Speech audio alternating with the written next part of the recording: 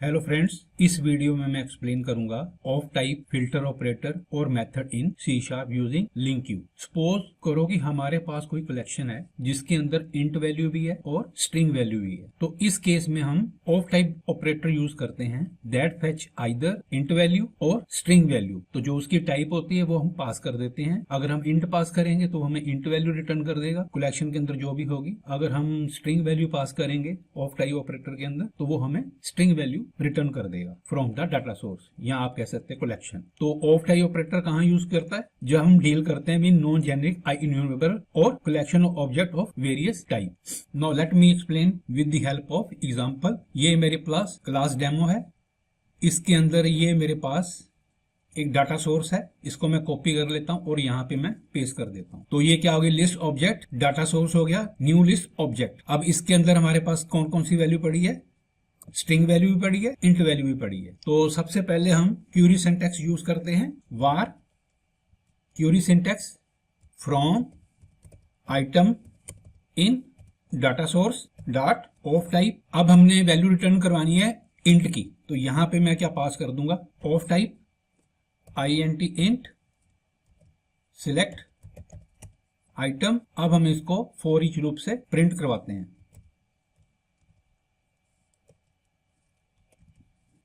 Console right line item. अब मैं इसको कंट्रोल F5 से रन करूंगा तो ये मेरे को क्या वैल्यू देगा? यहाँ पे ये मेरे को वैल्यू देगा इंट की जो कलेक्शन के अंदर पड़ी है।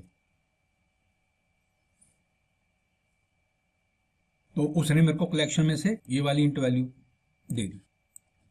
अब हम इसी क्वेरी को मेथड सिंटैक्स से यूज करते हैं, var ms। तो सबसे पहले क्या आएगा आपके पास? डाटा सोर्स आएगा dot of type int int dot to list, और इसको मैं कर लेता हूं कॉपी और यहां पे कर देता हूं मैं पेस्ट, और यहां पे कर देते हैं ms। इस केस में भी मेरे को वो सेम आउटपुट देगा।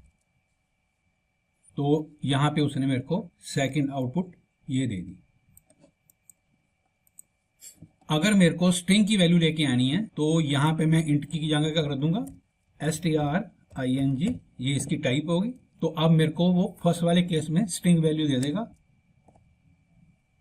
तो उसने मेरे को ये जो कलेक्शन के अंदर मेरे पास वैल्यू पड़ी थी वो उसका टाइप लेके आके मेरे को यहाँ पे प्रिंट करके दे देगा। इसके अंदर हम इस ऑपरेटर भी यूज कर सकते हैं। तो यहाँ पे मैं क्या करूंगा? ऑफ टाइप इसको हटा दूंगा, ये मेरा डाटा सोर्स हो गया। यहां पे लगेगी where condition item is string select item. हम इस वे से भी इसको कर सकते हैं। यहां पे हमें वेयर क्लास लगाना है और आइटम को हमने स्ट्रिंग पास कर दिया, तो उसने मेरे को यहां पे सेम आउटपुट दे दी।